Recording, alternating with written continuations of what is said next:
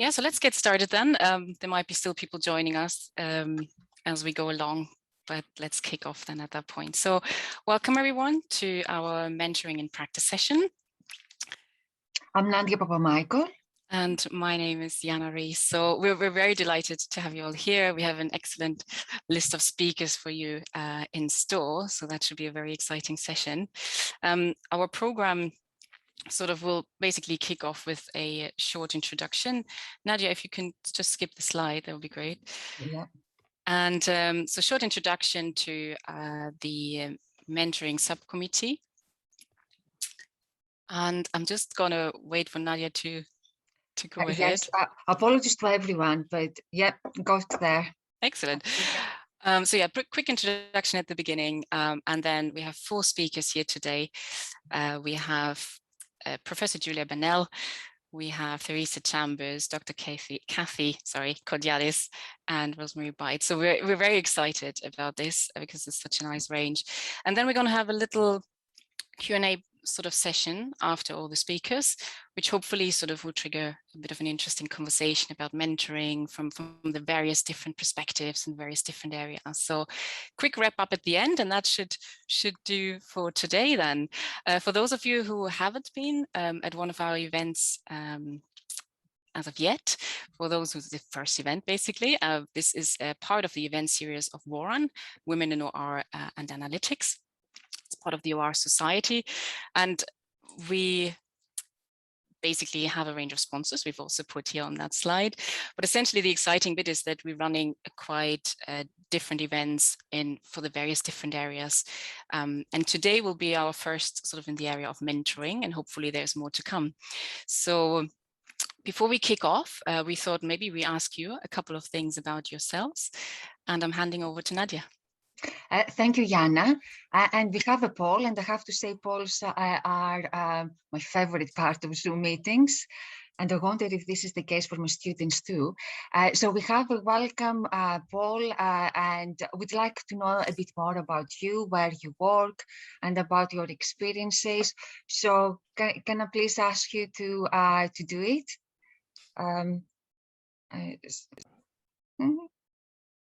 And I can see more and more of you, have been able to submit your answers.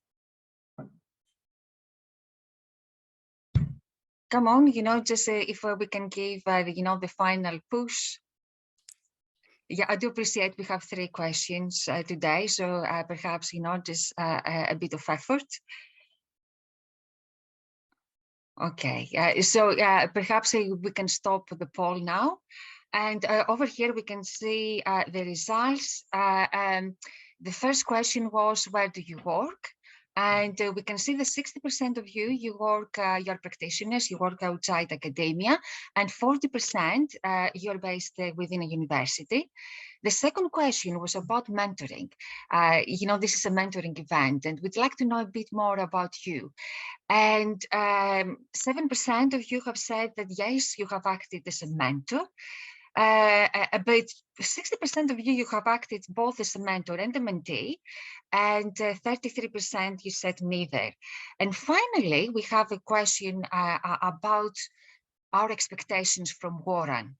And 20% of you have said you would like to be introduced to a mentor, or you're looking for someone to act as a mentor too, and you're exploring mentoring opportunities. And some of you, you're not really sure yet. This is okay. But this is, I hope this is a platform where we're going to explore the space. And I can see that some of you have joined us today because you would like to get more information about mentoring. So I'm going to stop sharing. I'm going to move on to the next slide. And by now you have appreciated that, just my pointer is not working. And I'm trying to get to the next slide. if you can bear with me, I got there. And I was saying in the introduction that yesterday our Prime Minister gave a presentation, and somehow he lost the order of the presentation. So it doesn't matter, you know, this is a very friendly environment. So if technology does not really work very well, this is absolutely fine with us. I would like really to say a very warm welcome from the WORAN Mentoring Subcommittee. And this is us, and these are our names, and you can see some photos to our names. I'm Nadia, and I'm helping with the coordination and chairing of the subcommittee. And Busra is another member of the committee, and this is very busy today. She's working very hard in the background, taking reflections. Sonia is on maternity leave, and she's going to join us in January. Kathy, you know, she has kindly agreed to act as one of our speakers today. And finally, Antuola Teko, who is going to do a bit of analysis of what we're going to discuss today. And she's going to do that after the session. So what is mentoring? I'm an academic. And I'm also a decision analyst, and I love definitions. And here I have a definition of mentoring. But I feel very passionate about mentoring. And when I joined the mentoring subcommittee, I just talked to many of you in the last 1.5 years. I don't know that mentoring means different things to different people. And one size does not really fit all. And this is why we've come here today in order really to explore what is mentoring for us. But over here I have a definition. I've come across this definition when I was involved in a mentoring scheme organized by my university. And these are the aims for today, and this is what I would like us to achieve today. I would like us really to share our experiences and tell our stories and discuss the good, the bad, and the ugly of mentoring. But also, I would like us to start a dialogue, talk to each other, and set up an agenda that the mentoring subcommittee can take forward. But above all, it's all about this warm feeling. And I said before that I'm an academic, I'm a decision analyst, but I'm also a coffee lover. And when I have coffee, I really love this kind of warm feeling that I have inside me. And I really hope that we're going to replicate this feeling today during the session. I hope that, you know, you're going to see this as a platform where it is an inclusive and safe environment where we can all share our stories. It's a very busy day, and I'm sure it's been a very busy day to all of you, and really thank you for taking the time out really to reflect and get this warm feeling inside you. So I'm going to ask you to sit back, and I'm going to hand over to Jana, who is going to introduce the speakers for today. Thanks, Nadia. So we're gonna start off with our first speaker, that is Professor Julia Bennell. And to give a brief introduction, Julia is the Executive Dean at the University of Leeds Business School. She's also one of the Vice Presidents of the Association of European OR Societies, and there's many more roles that she has been in and is currently in. So that would take us the whole session probably.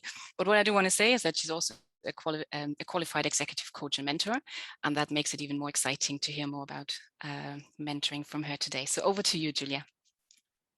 Thank you very much. And it's always funny hearing yourself introduced, because you think, wow, that person sounds impressive. It can't be me.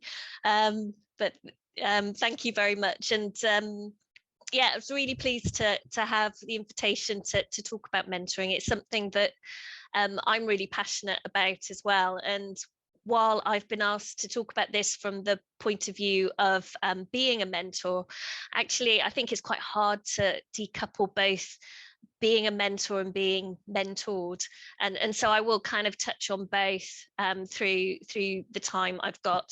Now, I've already forgotten to set my timer, and this is probably something that I can talk about for ages, so I'm just going to put my timer on to make sure that I don't talk for far too long.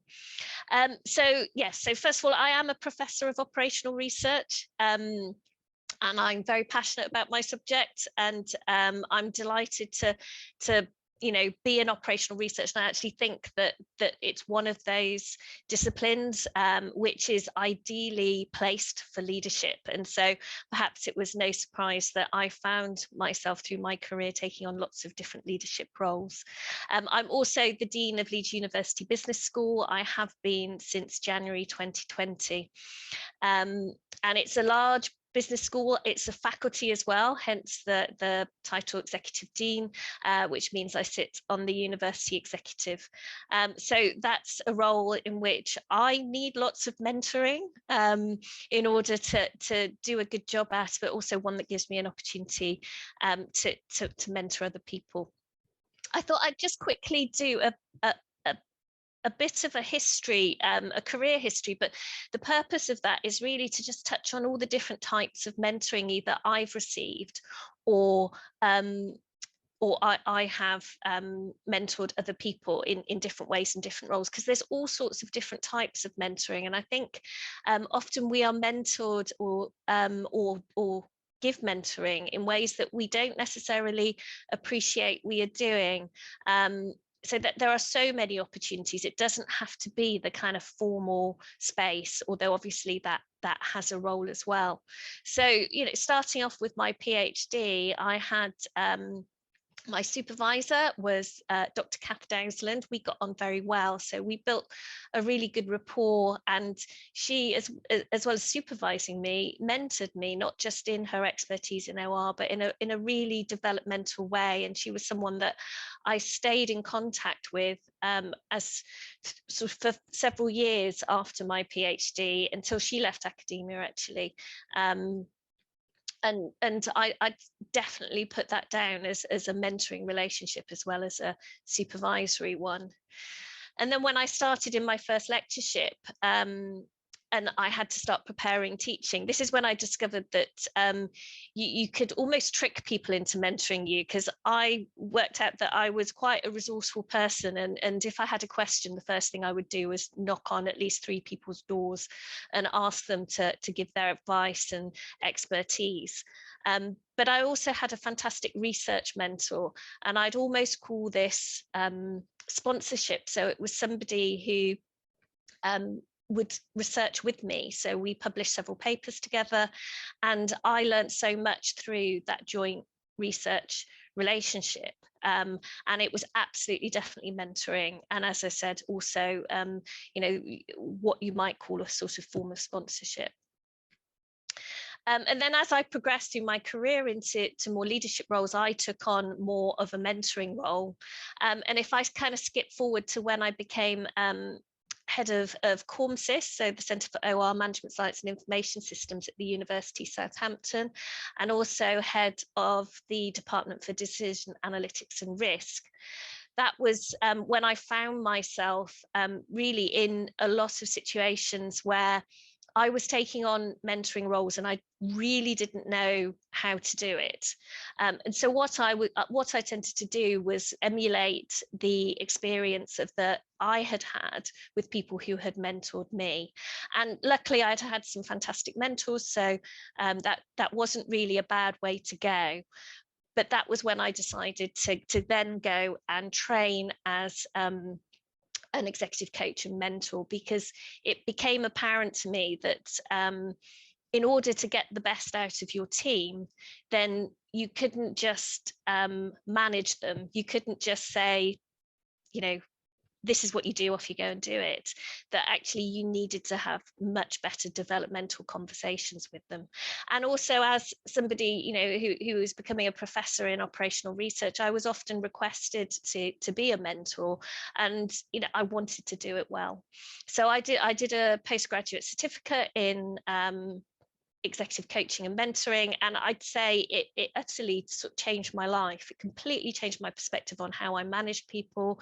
It gave me a much better framework for mentoring people, but it also gave me the tools in a very much more coaching style to really support and help people. So just coming on to sort of some examples of mentoring, my style, as I said, as I'm trained as a coach, that would be the sort of way I would go out about mentoring someone. So very much active listening, open questions, and exploring situations with people. And then in a mentoring situation, adding a little bit more advice from my experience. And it comes up in all sorts of ways. One person I'm mentoring at the moment is around specific expertise. So I'm mentoring them through the process of applying for a research grant. So it's a bounded project. It's a very clear remit. We've agreed exactly, how we will work together, and it has a really clearly defined end. But then I also mentor a couple of associate professors within the business school, and that's very much more about career development. Neither of them are in operational research. They're in completely different areas, and it's much more about my kind of expertise as an academic. They're both women, so a lot of talking about what the specific challenges are for women, and I guess trying to bust some myths with them, but also listen to their perspective and their experiences. So one of the things I'd say about being a mentor is that you don't necessarily have all the answers, and sometimes you can feel worried about taking on a mentoring relationship because you feel like you need to have all the answers, but actually what was the answer for you is often not necessarily the answer for the person you're mentoring. So just for me having a more coaching, exploratory style of mentoring is a way of finding some kind of solution that is more authentic to the way they work, drawing on kind of the experiences I've had along the way and what I know of the systems or the politics or the processes or whatever. The other thing I'd say about in my role now is that I spend most of my time in meetings, and a lot of that is in one-to-one meetings because I line manage quite a lot of people now who themselves have leadership roles. And for me, that's a mentoring opportunity, every day, every meeting, where we can talk about what they're doing. A lot of it is around managing people and managing challenges. It's certainly not about OR, and I can use that mentoring type conversation in order to help them, but also equip them to be able to manage the situations effectively on their own without feeling like they need to bring it to me. So that's a much more informal mentoring process of listening, asking open questions, including some challenge, because often the issues are ones of the perspective that they're seeing it from, and trying to help them reframe the way they're seeing situations and then discussing what the choices are. I've also recently been involved in reverse mentoring, is one word for it. I prefer the term two-way mentoring, and I was part of a program which was around our equality, diversity and inclusion, and we had the opportunity to mentor different people, students largely from different backgrounds, and I chose to mentor a white male from a widening participation background because this was the area with the lowest inclusion rate within universities, and that was actually a fantastic experience because in some ways he was the sort of less experienced as a person because he was a student, but actually he was teaching me or mentoring me in his experience. But equally, I'd call it two-way mentoring because in the end, coming at it from an experienced academic within university, I could then support him in sort of trying to reframe some of the things that he was talking about. But I think, that two-way mentoring is a really powerful tool. So I think last couple of things to say in the last 20 seconds I've got. If you're going for formal mentoring, then you need to think about what you want the mentoring for and choose your mentor carefully. And it may not necessarily be, the most experienced senior sort of professor or manager in your organization. It may be someone who has a specific set of skills that you feel that you need to develop. And then when you go into that, have what you might call a chemistry meeting, or you want to be mentored by someone that you feel that you can have a rapport with and really open and honest conversations. And then make sure you've got a really clear goal. So if I went into a formal mentoring relationship, there would need to be a specific purpose around it. And I would want my mentee to prepare for the meeting. So they need to bring something to the table in the meetings that we have. Otherwise, it just turns into a nice chat, but not a productive use of either of us time. And I think a great way to use a mentor is also around that accountability. So particularly if if the example of somebody who is developing a grant, is part of it is me just kind of holding them to account on delivering each of the steps of the way that they've committed to. So finally, I love being a mentor. I think I'd love to see people thrive and reach their potential. And I get quite frustrated when I can see how much potential people have and they're held back and they just need that space to think and a really developmental conversation. And it's also a great way of getting the best out of your team. And finally, I think, I learn as much from my mentees as they learn from me, because it helps me be a bit better leader and helps me understand things from different perspectives. So I'll finish there. I think I might have gone over by a minute. Thank you. Thank you very much, Julia. That was very inspiring. And the first question's already coming in, but I think we're going to hold back for a second. So please, everyone, be patient with us. We're going to go through the speakers and then we're going to combine all these questions. So we're handing over to the next speaker, Teresa Chambers, sorry. So she's a joint head of analysis for the power sector and a joint head of profession for OR. And that's quite a mouthful, in the UK Government Department of Business, Enterprise and Industrial Strategy. I hope I got this right, Teresa. Been involved in lots of mentoring, and I think it's going to be really interesting to see now the non-academic perspective on that topic. So Teresa, over to you. Thank you so much. The organisers will have noticed my camera and my connection dropped during Julia's speech. So I do apologise. If that happens again, I will come straight back in again, but do move to the next speaker. Sorry for dodgy connection. Hi, everyone. It's really lovely to be here. And the thing that's astounded me most listening to Julia, lovely to meet you, Julia, was how much there is in common. Actually, I was expecting, one of the things I wanted to find out today was how different things would be in academia than in business. So yeah, lots of commonalities so far.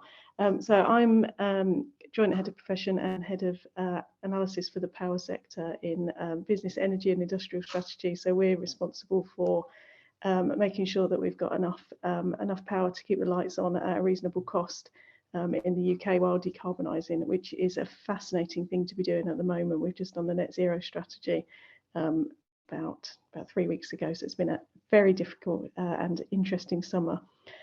So in that context, I run an organisation. There are about 70 of us in my team at the moment.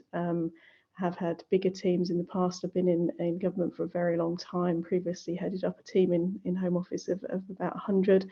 And I'm part of a profession across government which has about 1,000 people in it. And the reason for mentioning that is because I'm a head of profession, so I see mentoring both in the sense of mentoring and supporting people within my team, but also within that wider community of the Government Operational Research Service. So I mainly sponsor and mentor OR folk. I do go outside of that sometimes, but I find that I can be more helpful to people in my profession, and I find that actually I've got more to offer to people with a common background actually. So I'm going to talk about 3 things or 4 things today, kind of how it works roughly in government, how I do it. I've not got the formal training that Julia has, but I've kind of learned over time But again, amazing commonality in approach actually from learning through doing. Then talk about common themes that I've come up with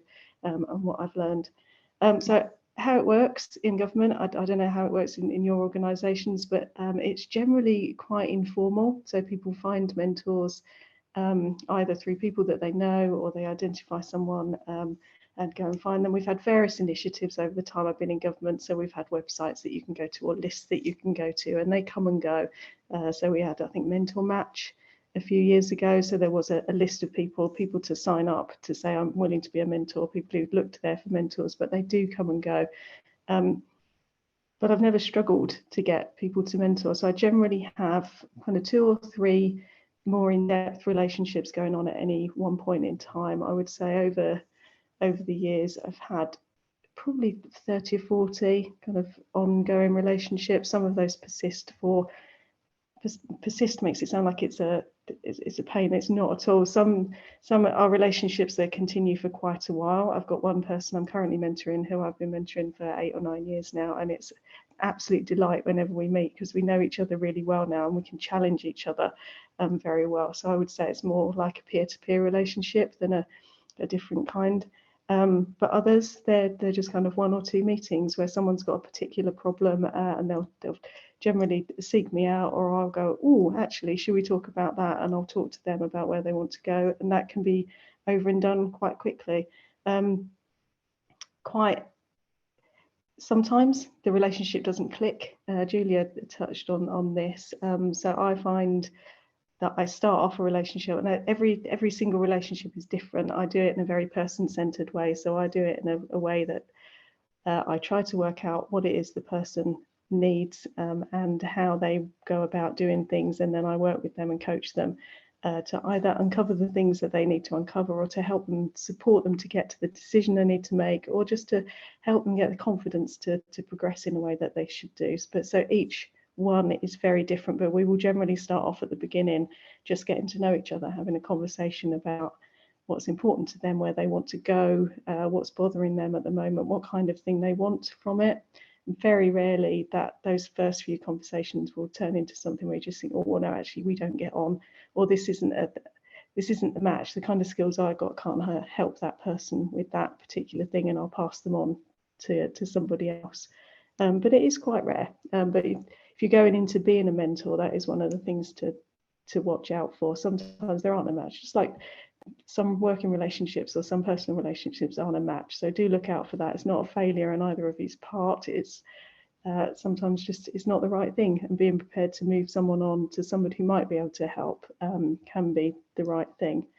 So the kinds of things that I help with are generally, I think Nadia mentioned at the beginning, experience. So I have been doing this quite a long time now. I've made a lot of mistakes. I've also had some successes, and I'm more than happy to share that. So that's a big part of it. People want to know, you know, if I take this risk, is it going to go terribly? And I can say, yeah, I've taken that risk a number of times. It's generally okay. Or these are the kinds of things that you might want to think about when you're taking that decision. The other stuff, which is less kind of concrete, is the coaching that Julia talked about. So quite often people will be in a difficult situation, either with a stakeholder or a manager, or a decision that they need to make about where to go next. So I'll take a coaching approach to that and help that person to work through all of the different kinds of things that they need to consider to help them move on within that particular difficult situation. I'm quite keen on helping people to build their sense of personal strength and to bust myths. I mean, this is a women's network, so hopefully I'm talking to people who understand the same thing, but I generally find, I find more within my profession in government compared with some of the other professions like economists, but also within the women in my profession in government, that quite often people are less confident than they ought to be. That they don't have a sense of their personal strength. They can see the things that they're not doing. You get a list of kind of the 10 competencies that every person's supposed to show, and when I talk to them, they can see the 2 that they're not doing yet. So some of what I try and do, where I'm not generally asked for this, but I try and do it anyway, because I think it's really important, is to help people really understand what their personal strengths are, what are the things that shine about them, the things that they're passionate about, the things that they can really achieve through, because it means a lot to them. So that's something I generally look out for while we're in the relationship, is to identify those things and to help to reinforce them, to say, actually, that's something that you utterly love and you're really good at it. So practice that a bit more, as well as focusing on the stuff that you're not so good at the moment. While you're practicing, do something else to keep your personal strength high. Right, that was everything on my list for how I do it. Common themes is my next thing. So I've been doing this a long time. Excuse me. And I'd be really interested to hear from others, actually, and I've got a bit of a sense from Julia about the kinds of things that we talk about in mentoring relationships, because there's quite a lot of commonality in those. So in government OR circles, I get a lot of, what even is OR? I don't know if they get a more solid sense of that in academia, but in government and in practice of OR, that's a really common question for probably the first 10 years of people's careers, as they're grappling with this massive, exciting subject with a huge range of methodologies that you can apply. Getting that core sense of what OR actually is, and knowing that you're part of it, even though you may have only applied 5 methods so far. So that's a common thing. Feeling good enough is another thing. I think Julia mentioned something similar at the beginning when you came in, Julia, and you said, oh yeah, I heard that about myself and it's really impressive. When I hear about myself, it's like, yeah, I've got a team of 70 people. I've been head of profession in 3 departments. I've delivered £1 billion projects. Really? I don't feel like that. I feel like an imposter now. I've been doing this 25 years and I still feel like an imposter. So I get that a lot. And just being able to recognize it and go, hey, from the outside, I look really successful, but I still feel like I'm 20 inside and I still don't feel like I'm quite good enough at this. You'll be fine. I can see from the outside, I recognize this and you'll be fine. That's a common thing. I've mentioned dealing with difficult situations before. That's almost the easiest kind of mentoring, where you come in and you say, I've got a difficult boss. But yeah, okay, that's a bounded problem. I can deal with that. We can work that through.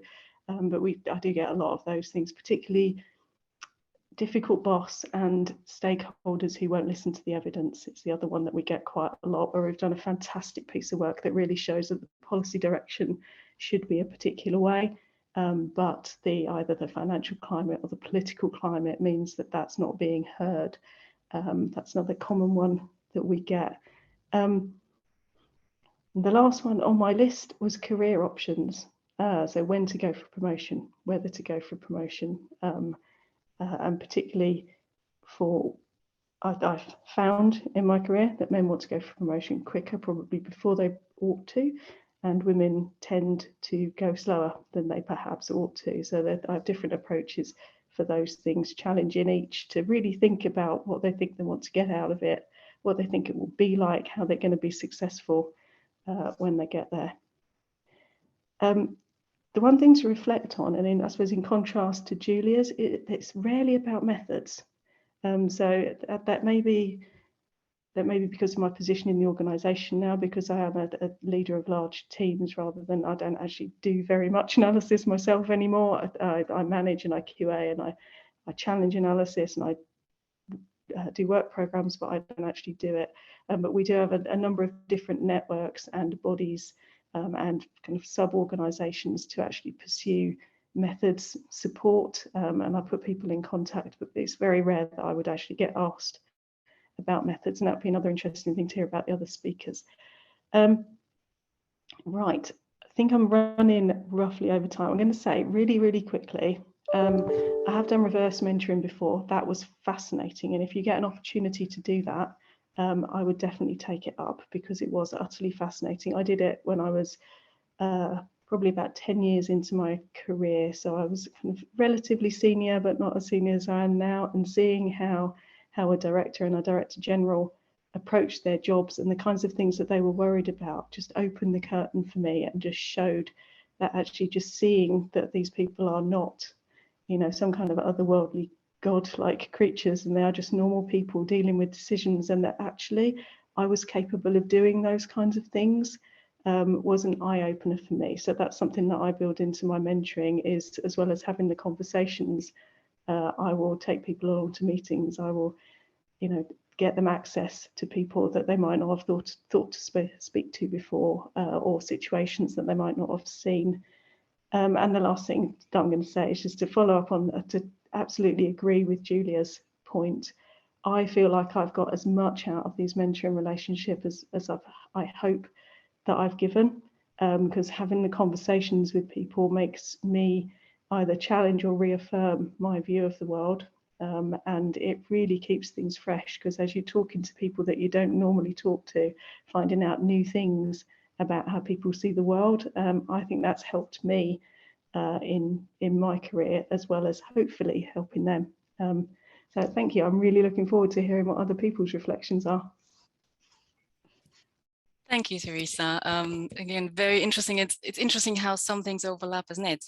There's some themes are emerging here. So great, we're handing over to Kathy Kodiadis.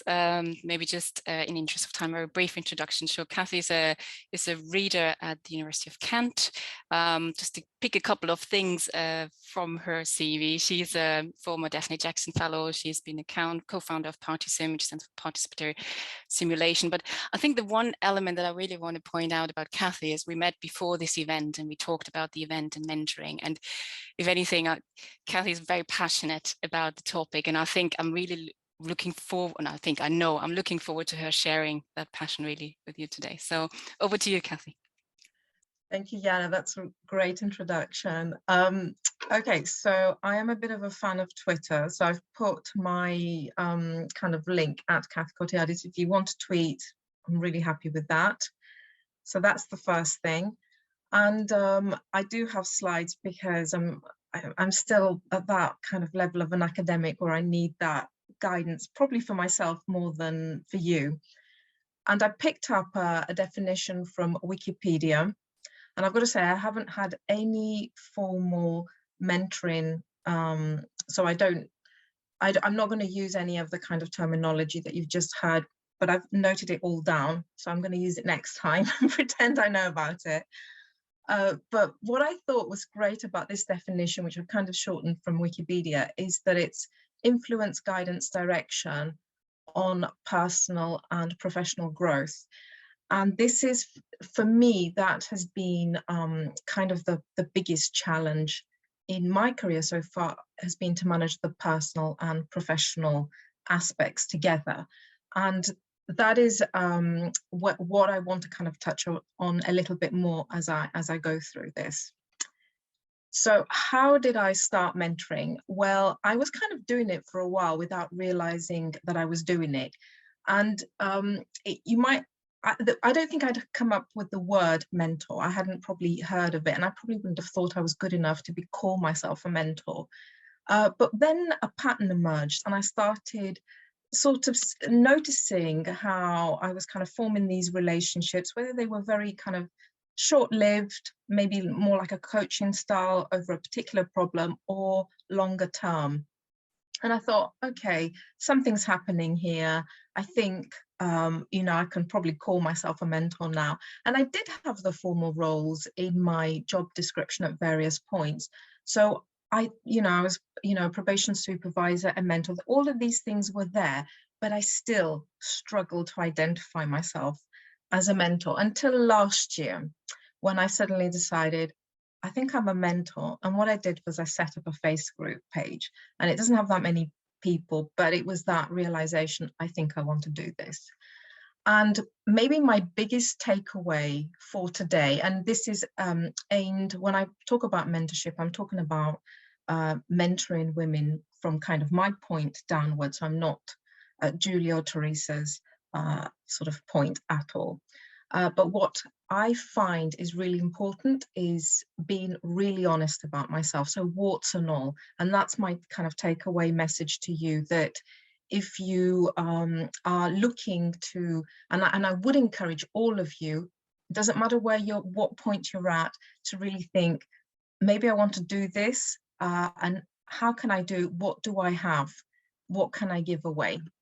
So let me start in terms of what I thought about myself, and this might ring a few bells because we kind of heard a little bit about this earlier. I thought what could I possibly have to offer? I felt I've had these like dramatic things happen in my life where I've felt like a complete failure. I've messed up. So what on earth would I be equipped? Why would I be equipped to mentor anyone? But what I failed to kind of see in those moments is the fact that I got myself out of the hole. And learning how to get yourself out of a big, big hole, I think, is enough to qualify you as a mentor. Because when people need help, it's because they're either stagnating or they're in a big hole. And if you've got yourself out of a hole, or you've gone through a period of stagnation and you've managed to kind of pivot at that moment, you definitely have something to offer. So if somebody says to me, I find myself in this tricky situation, on most occasions I can say, hold my beer, let me tell you about when that thing happened to me. And I will have something to share, and the conversation starts from them. And it might not be that I got it right. Maybe I've learned a lesson because I actually went down the wrong direction for a long time. But I certainly help them, the people that I'm around, feel that, you know, this is not just me. I'm not a failure. This happens to other people, and maybe I can overcome this. So I have, now this is not all of the topics that I talk to people about, but these are some kind of popular ones that I thought might be ones that you might think, or maybe I've been in that position. So while I tell you a little anecdote, what I'd like you to do is to have a look at the numbers, you know, on the little diagram here. And if you feel like you want to share that, you know, I would like mentoring on this, or, you know, I've mentored somebody on this topic, or whatever you want to say, put it in the chat. So I want to give an example, a little example of mentoring while you're doing that. I recently had an early career researcher come and find me and ask me for some sort of coaching or mentoring on negotiating on a job. So she found herself with two successful sort of offers. And at that moment, she hadn't told either employer that she was pregnant, expecting a child. So obviously there were challenging conversations that were going to potentially, for her, that's how she felt, very nervous and so on. So that's not, I don't want to continue with that conversation. Now, the interesting thing is, why did she come to me? Because I am certainly not the only, she's not in my field at all. I'm not the only academic that has children in my school. So I found it quite unusual that she would actually approach me. So I asked her, you know, how come you're coming to me? And I realized that I was the one that was visible as having kids, that my story, my warts and all, were visible to her. And she felt very comfortable to come to me and ask me these questions. And clearly there was that element of trust. So that is something that I thought was quite interesting. Now, I don't know if you're monitoring the chat with the numbers. Would you like me, Jana, to have a look at them, or shall I just continue? What do you think?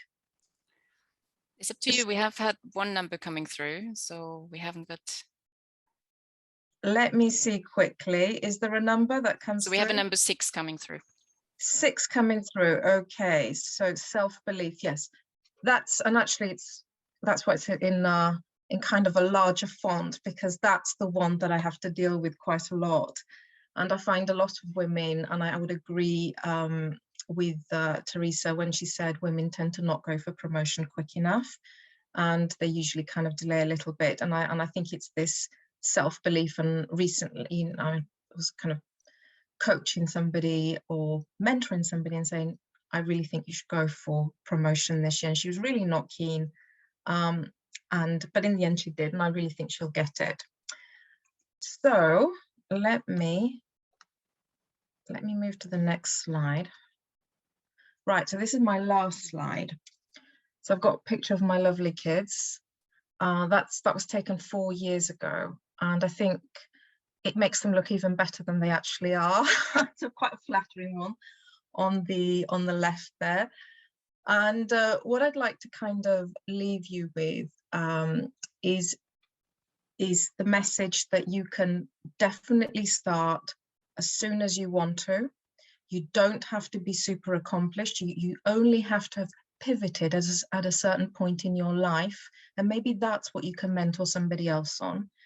And I took this from I'm sure it was Pinterest, but I really love this bit. Women are like angels. When someone breaks our wings, we simply continue to fly on a broomstick. We are flexible like that. And what I'm going to say to all of you is, be a mentor and help somebody choose the right broomstick.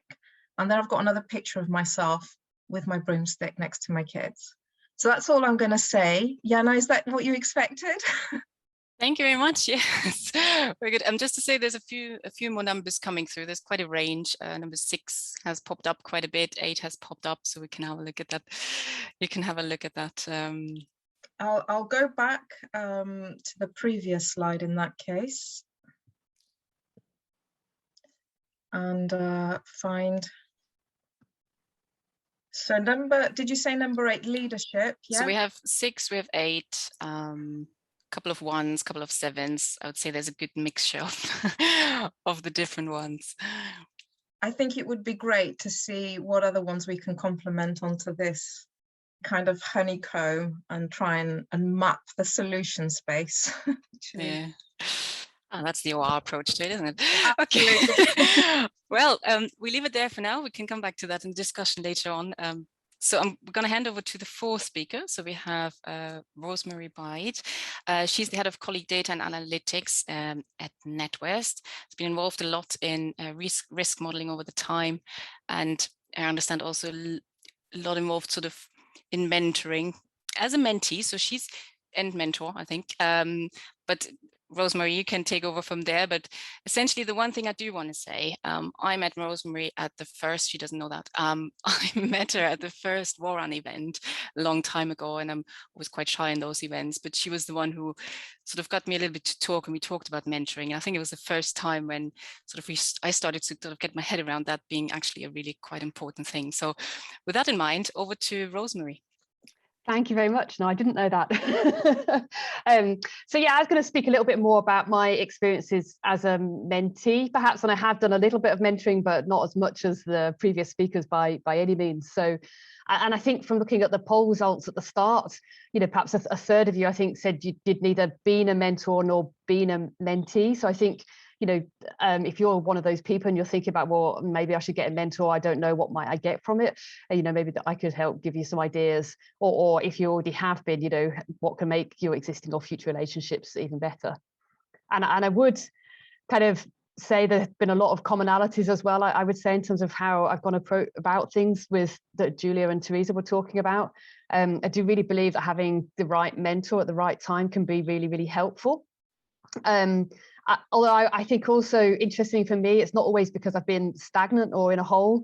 And I think it's been a bit more positive and proactive. You know, how can a mentor help support me in my development, my career development, or how I'm moving forward? And I think the one time that I was kind of talking to a mentor when I was in a kind of a more difficult situation, I've actually felt more uncomfortable. I didn't want to kind of feel like I was always kind of going, oh, I've got this problem, I've got that problem. I kind of prefer to work more on that kind of positive basis. So that's maybe just a little point of difference. And maybe it shows that, you know, people can be looking for different things from a relationship, and not everybody's going to be the same or looking for the same thing.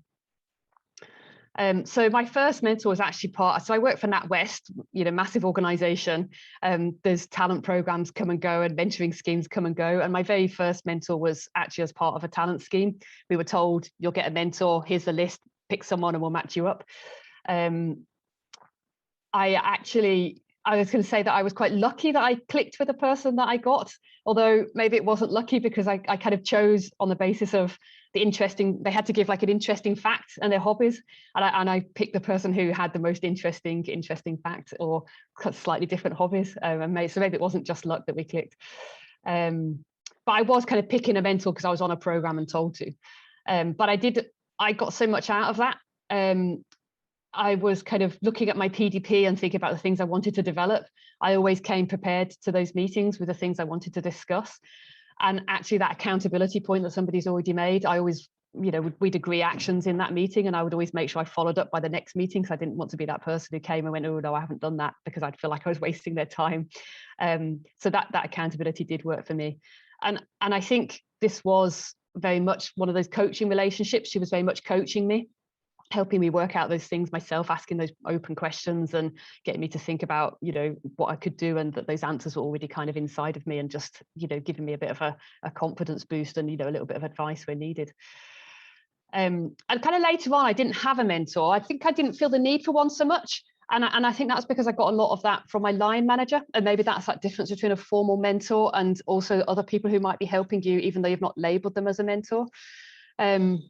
And so I think, Julia talked about this quite a lot, that you can and do give and receive mentoring in your kind of line management framework. And I don't know, that might be a little bit different in academia versus in industry, but where I work, there's a very clear line of management. You always have a clear line manager, and so that person can also act as a mentor.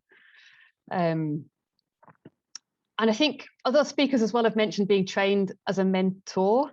And I was just going to say that I did, like later on, I got some training on how to find and get the best from a mentor.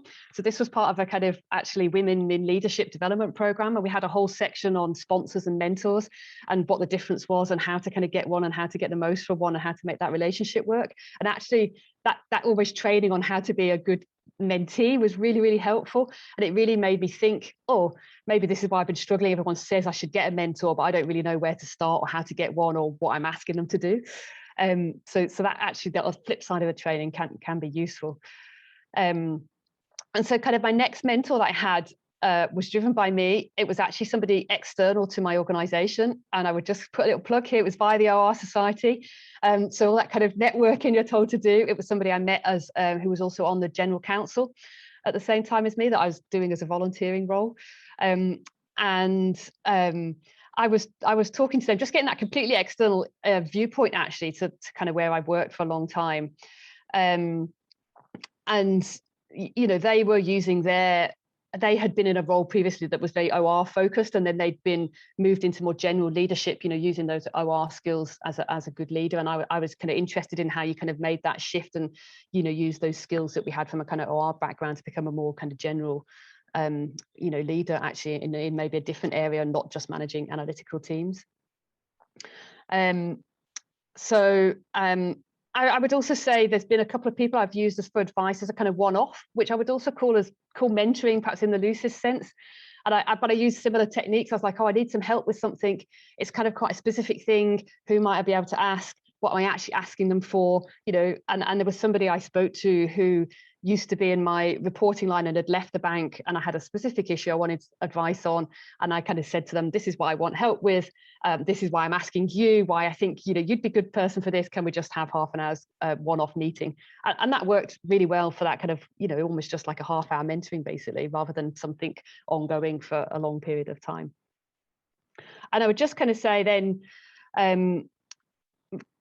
so just to kind of add to that, I made contact with them via LinkedIn. I know we had a LinkedIn session as part of WORAN at some previous session. And, it's actually really helpful for kind of keeping in touch with people that way and being able to just message them without necessarily having all their personal details. And so then kind of the mentor I've got now actually was, whereas my very first mentor that I had for a period of time was very general, my personal development as a leader. This one was actually much more specific. And I would just kind of say, this is an example. It was around building out my networks at a more senior level, specifically outside of my kind of current and previous direct work areas, areas of the bank. So I was in risk and I'm now in HR, and I wanted somebody who was in neither of those functions. And to give me more insight on the kind of strategic and executive decisions that the bank's making around, how they run themselves and how they manage costs, and, the things that we kind of would just see put out on the internet, what's actually some of the thinking behind that. And I'd really identified that as an area on my PDP as a result of issues I'd kind of experienced when I was searching for a new job, that I'd really well known in my current area and knew my current area inside out, but didn't have those networks more widely and didn't really kind of have that more strategic view on what was going on. So for me, that was a really good example of saying, this is something on my PDP that I'd like help with. I spoke to my line manager and said, do you know someone who could help with this? And she said, yes. Again, I always prepare, I have topics in advance, but I think this is more like a knowledge sharing type of mentorship, whereas my first one was more kind of coaching. This person isn't really coaching me in how to do something necessarily, but is kind of sharing their knowledge on how things work. And it's still a conversation. It's not just they just sit and lecture me on something. It's still a conversation, and we kind of talk back and forth on things, but it's a little bit more of a setup that they're going to kind of help share some of their knowledge and experience with me.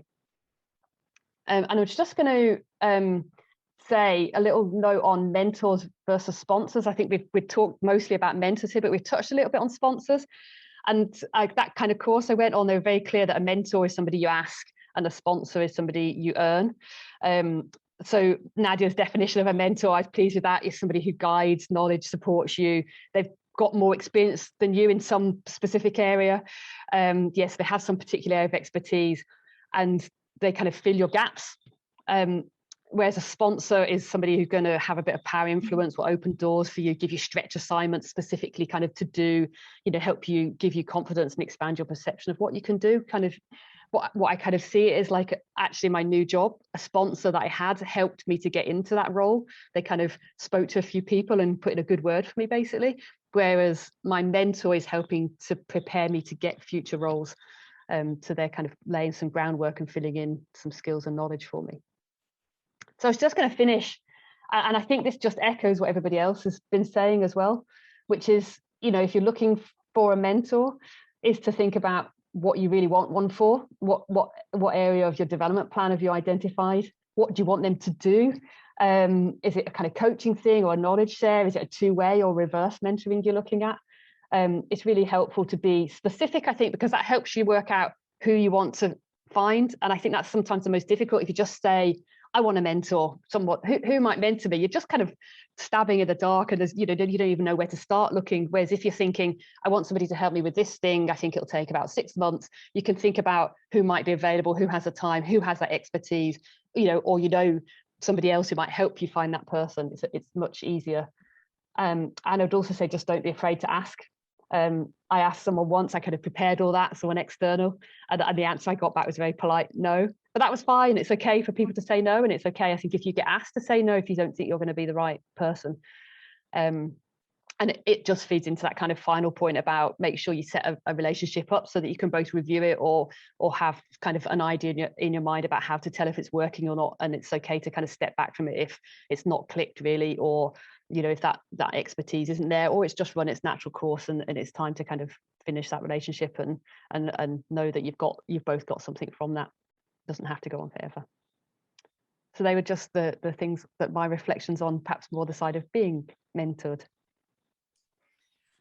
Brilliant. Thank you, Rosemary. Okay. So that concludes our 4 speakers, and I'll hand over to, I've seen there's already questions coming in, but I'll hand over to Nadia to sort of take on the Q&A session. Yes, thank you, Jan, and thank you to the speakers. I had a lovely time just listening to you. And now, I said before, this is supposed to be a dialogue between the speakers and everyone attending the session. So I'm going to ask people, if you want to ask a question, please put your video on and raise your hand. Let us know who you are. If you have a particular question for a particular speaker, please let us know who your question is addressed to. And the other bit is we're not going to ask all the speakers to provide answers to all the questions. So I'm looking for volunteers from the panel of speakers.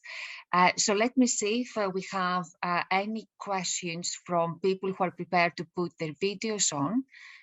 Just I'm going to go over quickly, and I don't see anyone raising their hand. So I'm going to go then to the chat facility, and then I'm going to, I can see in front of me, just the first question. This is from Rosemary, and she's got a question for Teresa. And Rosemary, perhaps do you want to ask your question? Yeah, and I would say I see Teresa's already kindly replied in the chat. Oh, so right. I don't know if you want to kind of. But for those of us who have not really had the chance to read the chat facility, could you please give us a brief or you know what the question and answer was about? Yeah, it was just really interesting actually that Teresa, you'd said you'd never had trouble finding people to mentor, because I think I know from my experience I've been willing to, but people don't really come and ask, and I think, oh, is that just, you know, because I've not put myself out there enough, and people don't know me, or, you know, it's just not, you know, people aren't asking for the things that I have expertise on. So yeah, I was just interested in what you'd done to kind of put yourself out there, or made yourself known and available as a mentor. You know, what might we do to kind of support other people in our community, you know, to make sure they can access that support? I think for me the big thing, so I talked in my speech about there was a time when I did reverse mentoring, and it just suddenly dawned on me that actually I could do these more senior roles that I had always thought weren't able to be available to me, or just I wasn't suited for. And there was a huge realization because someone had taken that chance on me, and I just became quite vocal about it. And people are probably sick to death at me, but I do. So whenever we have a GORS conference or an induction event or something, I will always say something about mentoring. I will always say something about confidence. I always say something about inclusivity and being able to feel like you can be yourself, and being able to you know, really progress within the organisation, whatever your background, because that's something else I care about. So people are sick of me, but I just keep talking about it in whatever range of circumstances I'm able to.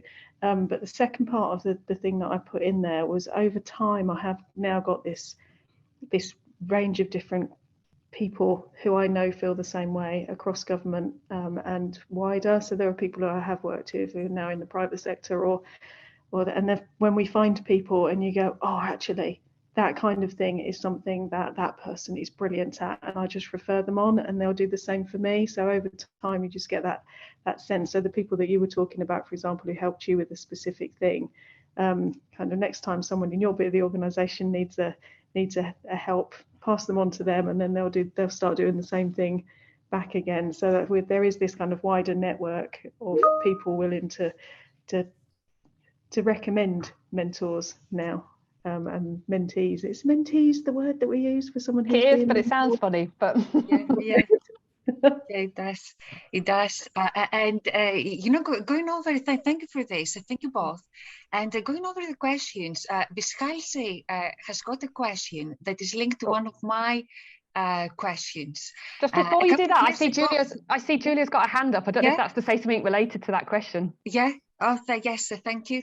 Yeah, please go ahead, Julia.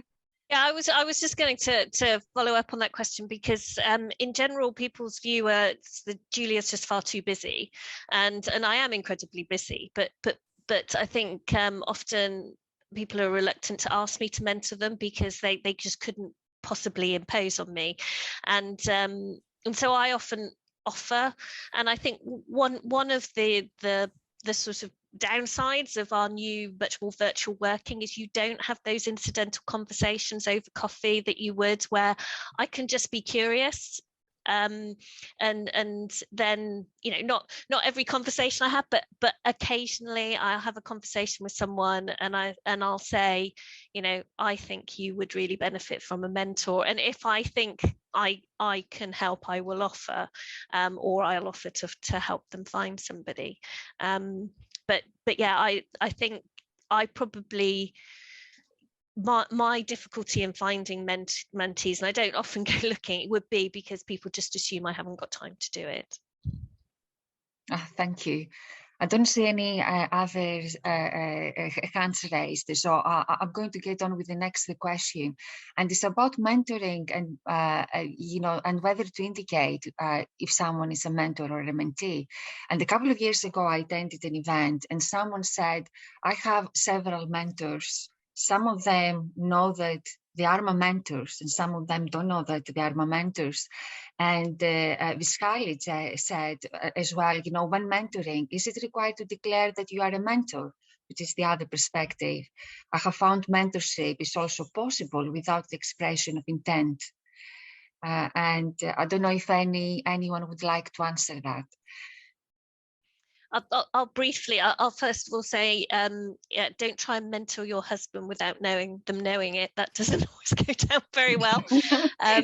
Top tip. Yeah, I think there are lots of situations where you can mentor without without declaring it, but I think you do have to be sensitive, because sometimes people just don't want to be mentored. They're not in that place, and then you're probably not necessarily going to help them. You could do more damage. So I find in a sort of one-to-one line management situation is probably one of the main places that I would have a mentoring type conversation without it being a formal mentoring meeting.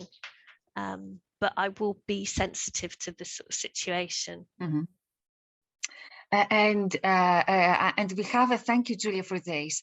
And we have a question from Iris that Rosemary was kind enough again, to provide an answer. And Iris, yes, thank you for putting your video on. And do you want to ask your question? Yeah, I can ask that question, but it's actually a more general question as well. So I was wondering about when you're talking to someone, mentoring someone who's experiencing imposter syndrome, and they're sure that they're the only one who experiences it. I was wondering how useful it is to bring into the conversation your own personal experience of imposter syndrome, because I think it's a kind of a fine balance to put the emphasis on yourself as opposed to the mentee, and you don't want to put it too much on yourself. So my question was about imposter syndrome, how you balance sharing your own experience with what they're going through, but I think it's also a broader question: how much of yourself and your own experience do you want to bring into that conversation? So who would like to answer, or maybe make some comments? I'm happy to say something. Yeah.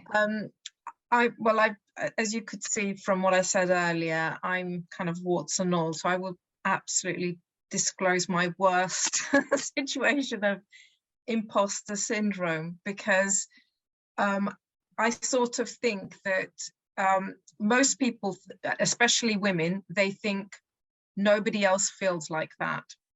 And I think unless you say that was a time, it was kind of 5-10 years ago, and I had that feeling, but it wasn't true, and this is why it wasn't true, and I can kind of then maybe quantify some of the reasons that it was not true, then I think that helps. And maybe then I can say, well, let's look at your situation, and let's look at this in more detail.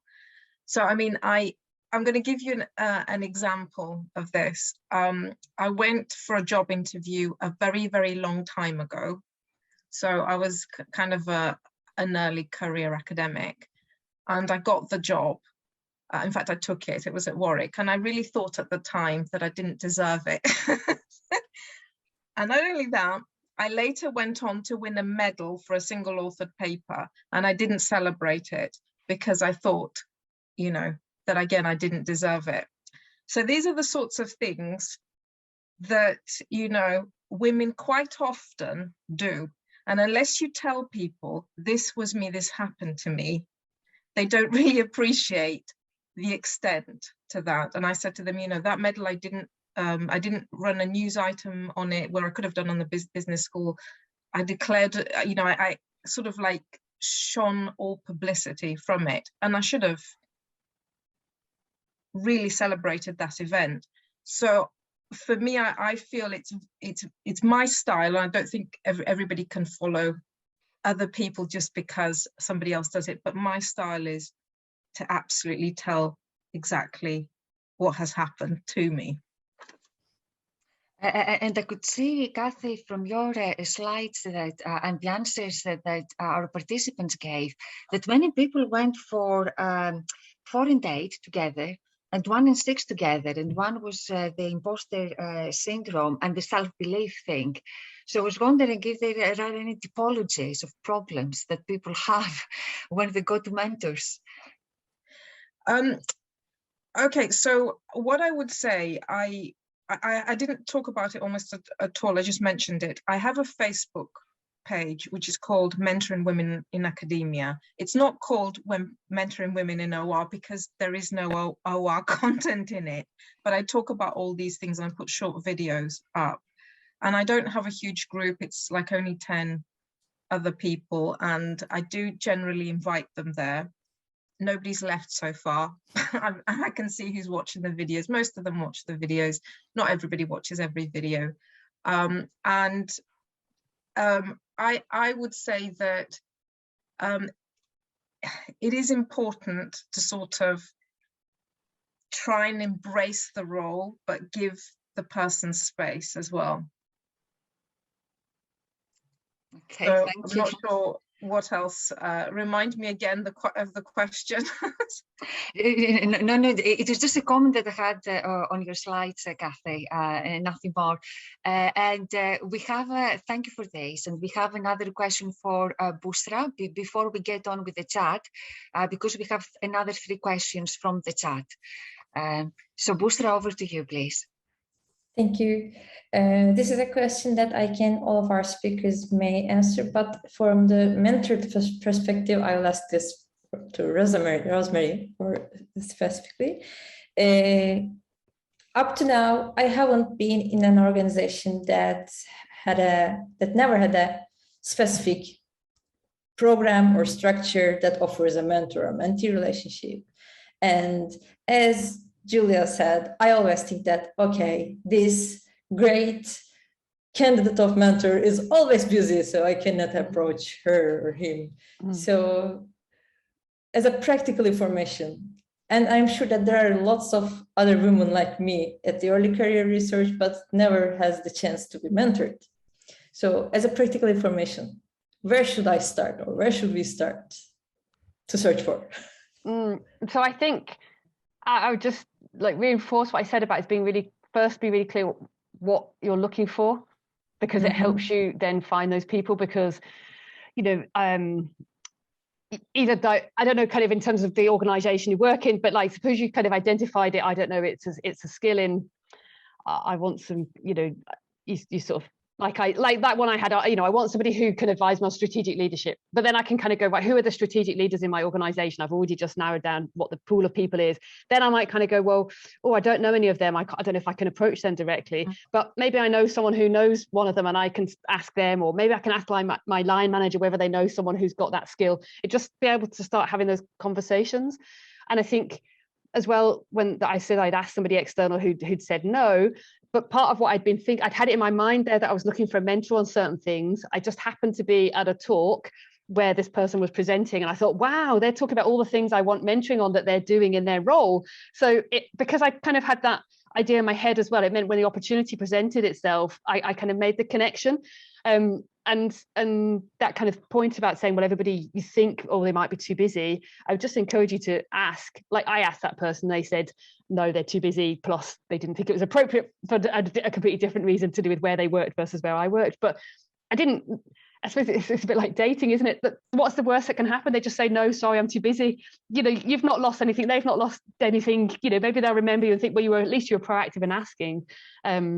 Nobody's going to think worse of you for it. So, and I think that conversation we've just had where, I was asking about how people have made themselves available as mentors. There's probably people out there thinking, oh, why is no one asking me? I'm happy to mentor people and they don't come. So I would just say, well, you try it. But I think it really starts with knowing what you're looking for. So you know what to ask for. It's much harder. I think if somebody just came to me and said, can you be my mentor? My first question would be, on what? Because I want to check that I can, I've got some expertise on that subject.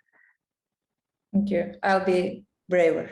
Yes. There you go. Kathy's happy to link up with you. Yeah. Thank you. And we have now another question, and that is, just as I'm scrolling down, this is from Huri. And Huri is saying that we, the mentors, have to be careful about opening up and about our own doubts and devils to our mentees. And we need to bring in confidence and empathy, which doesn't mean that we have to fully open up. So do you agree with this kind of statement or assessment? Do we have any volunteers from the speakers? I'm happy to say that I don't think the other person needs to see you as a god like figure that never makes any mistakes for them to respect you. And that has been part of my personal journey, to realize that you know, what you have gone through has made you who you are.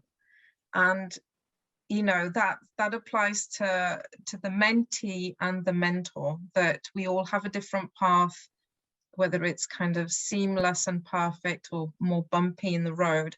And I think that to try and pretend, my biggest problem during my career until, you know, before I opened up about everything, was that I felt I had to hide it. I felt I had to have this external persona where everything was perfect and hide everything else.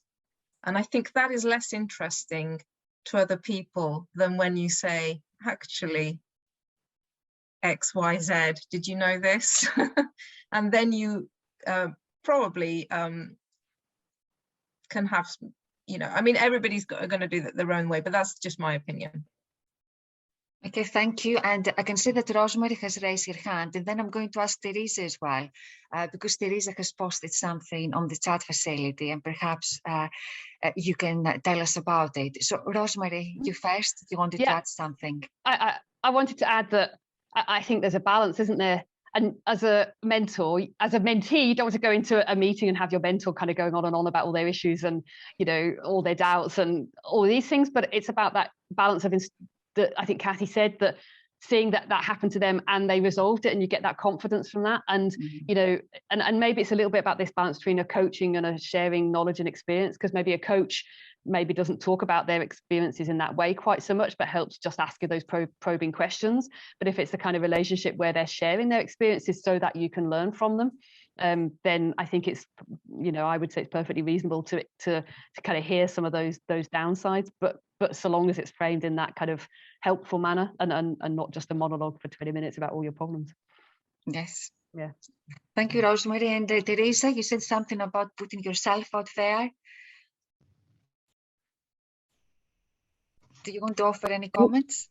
Sorry, just coming off mute there for a second. My connection is terrible. I keep losing you all. So sorry, can you hear me? Yes, we can hear you.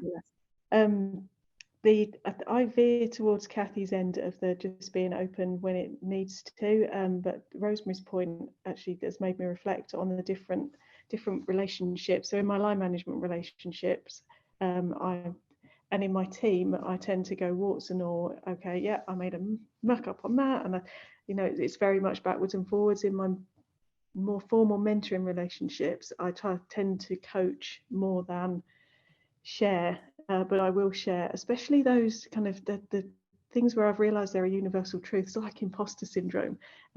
So those kind of things, I'll kind of watch and listen more and figure out the point at which that would be a really helpful thing for the person to know or understand. So if it's appearing to be a block, or where actually some information might help, then I'll offer it. But I try to sit back and listen, which is really hard because I'm a talker and I love to talk.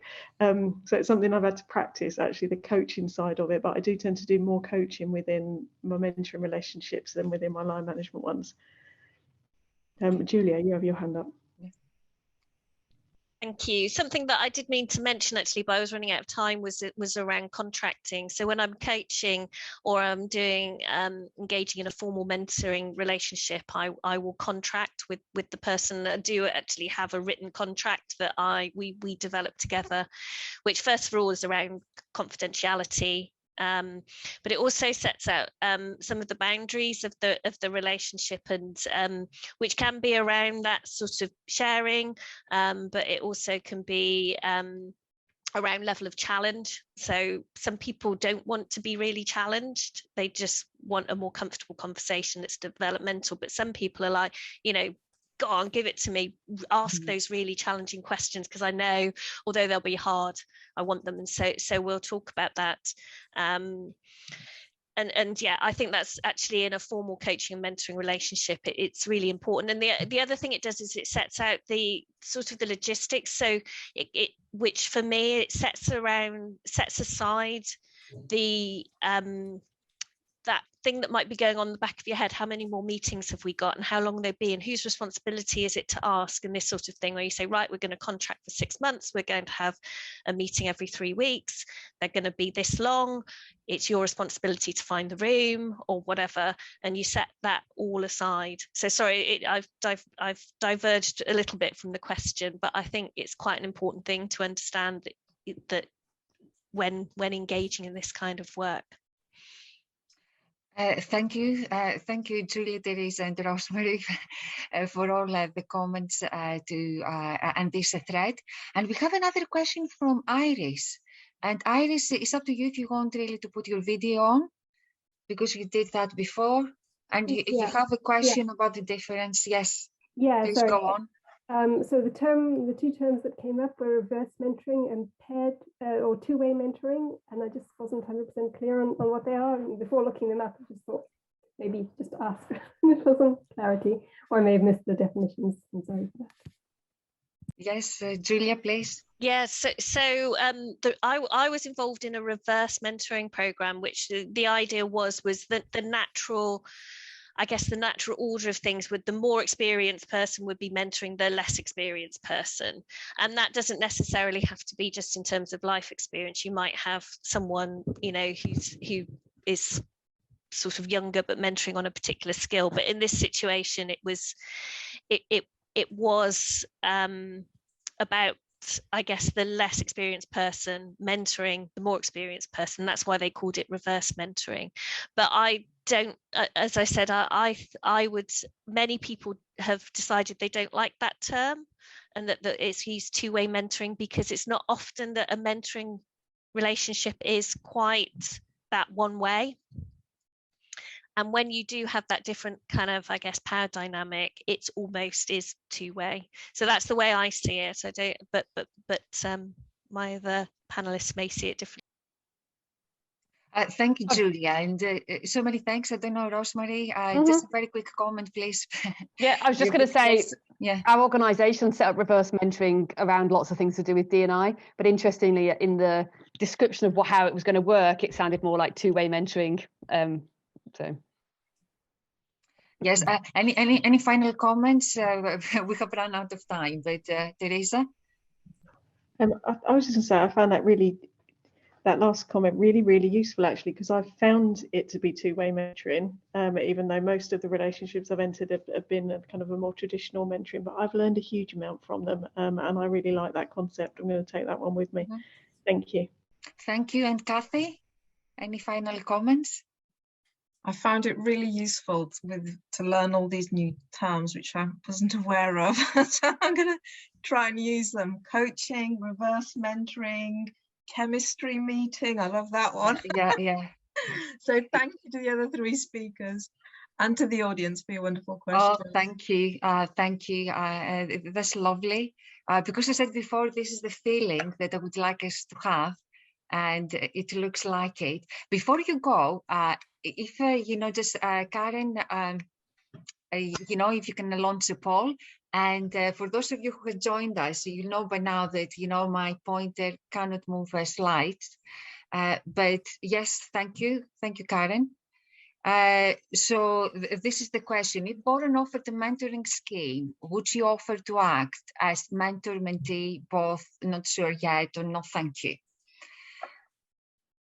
And just roughly half of you have replied so far. If you can have a few more answers. And yes, a thank you. Can we end the poll? Thank you. So it looks like, just half of us, in the session would like to act as mentees. The 17% of us would like to act as mentors, and 17% of us would like to act as both as a mentor as a mentee. But understandably, just some of you said not sure yet, but no one said no thank you. No one said no thank you. So this is really very positive that, just in terms of impact, I think, we've had it.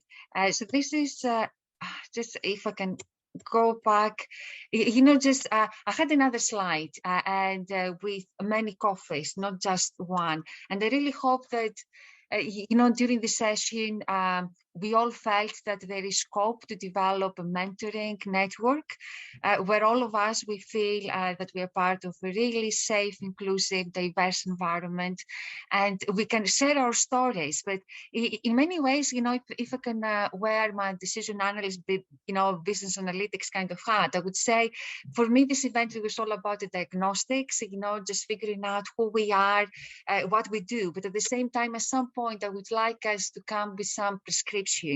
And someone said before, it's all about clarity. If possible, can we clarify what we really want from WORAN and from our society? Because I know there are other societies like the British Computer Society, the British Academy of Management, and they all, just many others informs and all offer mentoring schemes. And I would really like us to go back to the Art Society and WORAN and say, this is what we want. But of course, this is a journey. This is really part of the journey. This is only the beginning. And it is the first event of the mentoring subcommittee.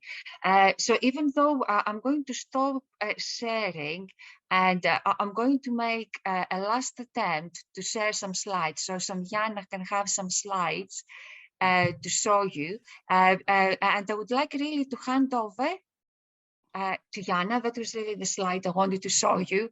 And I really hope that today, all of you've had coffee and cake, that it was really good enough really to say, yes, I had my cake and I ate it today. So I'm going to hand over to Jana, who's going to wrap up for the event.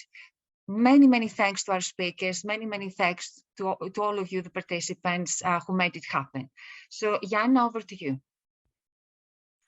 Yes, just really to say a big thank you as well from me, and to highlight maybe the two next upcoming WORAN events. So we have a Christmas party on the 16th. It's going to be on Gather Town. So who doesn't know it, it's quite a bit of a fancy little software, I suppose, where we can be in groups and sort of all together and gather together in that little social. So please do keep that in your diary, as well as a little bit of a date in January, just to welcome the new year and to really see to start to kick off the year with one of the latest events there. So hopefully we see you at Christmas for the Christmas party. And finally, maybe just to say a big thank you once more to the speakers. It was a very inspiring discussion, lots of new terminology, lots of new insights, and lots of probably just reflections for sure, but sort of recapping certain elements and just sort of rethink things, maybe how we approach this. So very inspiring, and hopefully there will be more events to come on that note. So also thank you very much to Karen from the Art Society. She has been looking after all the techie bits in the background, so thank you very much. For those of you who maybe not be part of WORAN yet, feel free to join us via that little link. I did put it in the chat somewhere, did I? Yes, I did. So that is that link. And yes, I hope I'll see you all back very soon. So thank you very much, and have a lovely rest of the day, really. Thank you, and see you soon. Thank you. Bye. Thank you, everybody. Thank you. Bye-bye. Bye-bye. Bye. Thanks so much. Bye-bye.